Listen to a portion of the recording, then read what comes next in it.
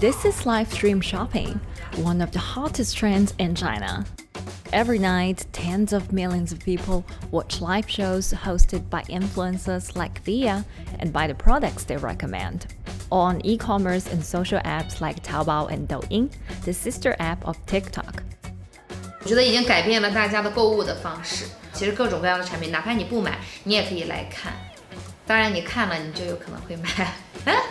It's not about, only shopping. It's about the experience. It's about having fun. You got to see 3D. You got to see in some kind of action. It's almost like a theater act. The internet craze has taken over China.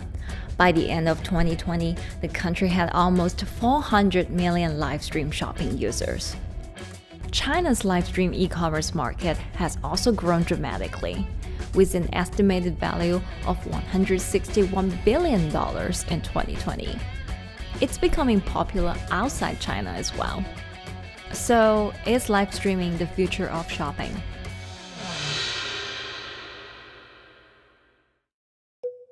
Live streaming is not a new thing.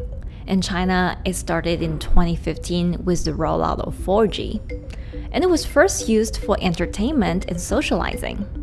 Many live streamers performed for their followers or chatted to them, making money by receiving virtual currency and gifts. In the West, live streaming is mainly the domain of avid gamers. In China, it's broken into e-commerce.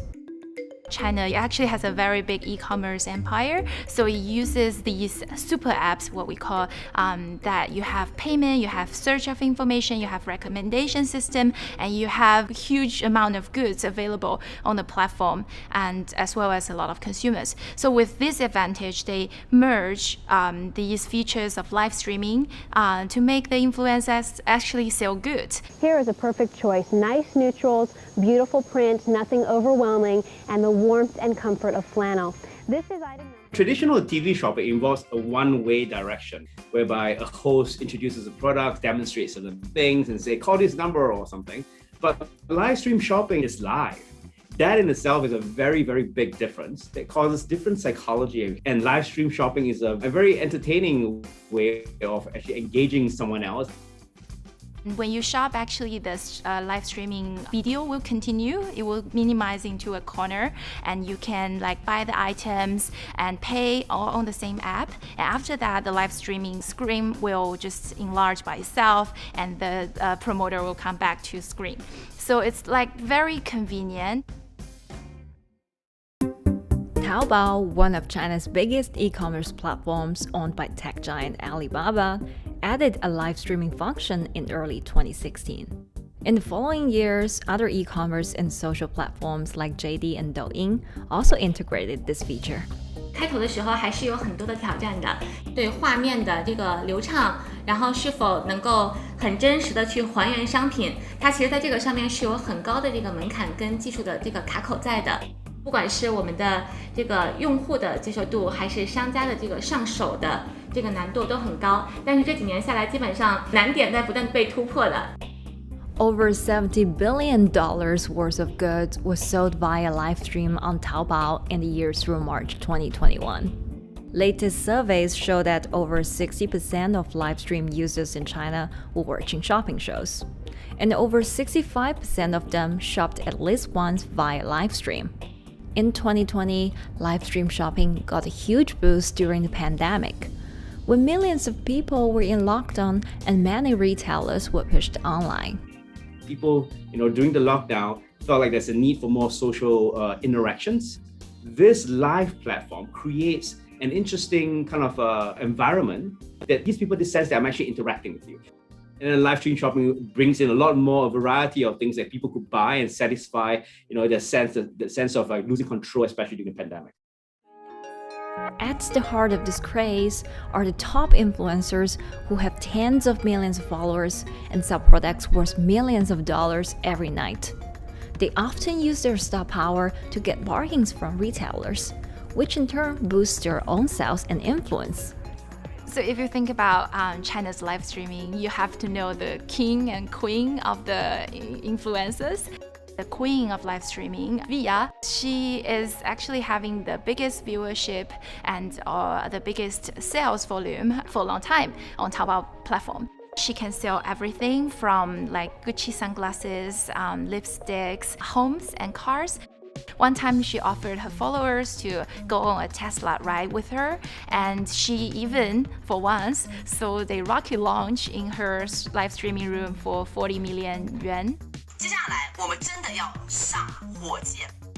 The king would be Li Jiaqi, more widely known as Lipstick's brother. He used to be a cosmetic sales before he turned into live streaming e-commerce, and he knows a lot about the cosmetics. So he's the one that will actually put the lipsticks on himself when he's on the show.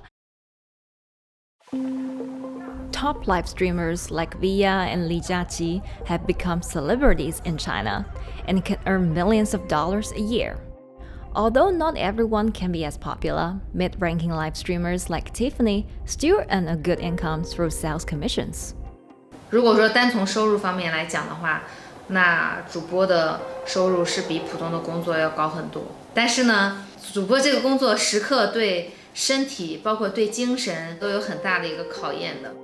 就是每天需要集中精力，然后长达5-6个小时，这种状态是很累的。而且这5-6个小时的话，你是脑子是不停的，然后嘴巴是不停的，然后手也是不停的，眼睛也是不停的。像我们做主播，不是说单一的只做直播一件事情，然后还会有选品的一些工作，然后还会有一些其他的事情排在里面，其实是没有个人生活的。那我觉得增强粉丝影响力的话，不是说某一件事情。可能今天做了什么事情你就增大了影响力，而是每天不断的内容的输出，粉丝不断的可能对你的了解，慢慢的信任你。里面有芝麻酱的味道，如果吃不习惯的话就慎买。A lot of successful live streamers are generally very good at communication. They're very good at articulating very simply what a product does, what a product doesn't do. In order for them to sell, they need to be trustworthy and appear trustworthy, and they need to, show in some ways that they're authentic, right? So for Via and Li Jiaqi, they are able to articulate that quite a bit through their body language, through what they say. For example, Li Jiaqi will also sometimes say bad things about certain products because to him, that's his honest opinion, and sometimes people want to hear that. And so they seem very credible, they seem very trustworthy, and don't forget, they're also very entertaining and very interesting. If you're familiar with Li Jiaqi, he won a Guinness record for like the most lipstick applications to models in like 30 seconds. So if you're able to create a lot of buzz with interesting things that you do, people who may not want to buy lipsticks will also stream in just to watch what he does. And then from there, you might get hooked. 这就是一般女生出门的时候涂的口红的颜色。Live streamers also use sales techniques such as limited time or supply. This sense of scarcity can often encourage viewers to buy. The platform in itself creates and enhances some of these things because you see it live. Something we call social proof has taken over, meaning that, hey, other people are interested, other people are joining in, other people want the same product. And they add it in the chat and they ask questions and they say, oh, I want this too. What happens then? It makes the whole product even more scarce. But it's not just influencers. Local farmers, luxury brands, even mutual funds have also started their own live stream shows. Working with very top tier live streamers can be risky. It's not necessary that the benefits will end up with the brand. So we see company executives opening their own shows, and we see like P&G have their own sales room which runs shows every day as well. We also have like local governors in like small towns to sell their agricultural products. So the live streaming is definitely transformed the way product owners can think about how to reach their consumers, and it enables a lot of players to actually sell. And live stream shopping is going global. Merchants in Southeast Asia have embraced this trend. And in the West, Amazon has upgraded its live streaming function, adding interactive features like chat rooms. Companies, including Google and Facebook, are also developing and investing in technologies to integrate video and e-commerce. 直播电商它其实已经开始成为主流，它未来的发展空间跟潜力都是巨大的。接下来大家会越来越依赖这种购物方式，会变成一个比较日常化、比较规范化的这么一个趋势。If you look at the numbers alone, their numbers alone, Li Jiaxi's numbers or Via's numbers, you know that they can sell and you know that they can generate revenue. Are they able to sustain it over a long period of time? It depends on how innovative they are at changing some of the things that they do. But you can't expect consumers one day turn into virtual shopping for good.